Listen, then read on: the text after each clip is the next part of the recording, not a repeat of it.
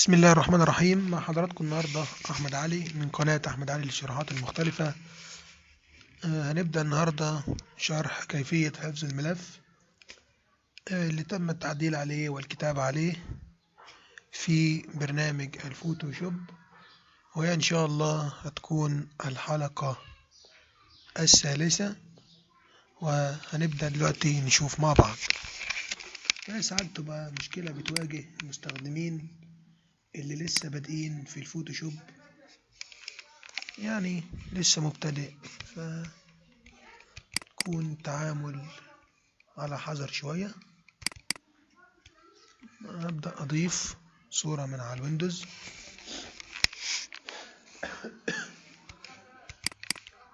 نعتذر لحضراتكم عن القناة القديمة اللي تم غرقها، كان عليها معظم شرحات البرامج المختلفة والمشاكل. نبدأ ناخد تكون الصورة ديت، وليكن هنعمل عملية تنوير عليها.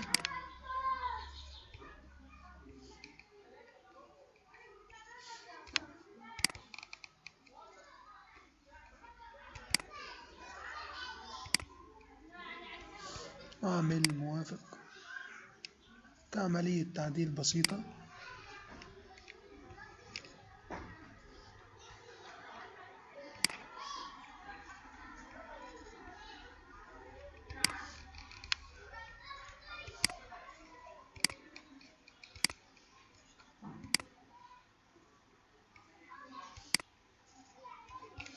أي عملية تعديل هنشوفها مع بعض. نبدأ بقى في حفظ الملف. هنعمل حفظ باسم. هنا تكون المشكلة، هو بيجيب لك في البرنامج، بيجيب لك عملية انك تحفظ على فوتوشوب PSD كده. انا هبدأ هنزل لحد ما الاقي BNG، واعمل مثلا وليكن الديسكتوب، اعمل احمد اسم فولدر يعني، وتعمل سيف موافق. هنا كده بيحمل اهوت زي ما حضراتكم شايفين، بيحمل كده عشان يجيب لك. هنبدأ نشوف الصورة.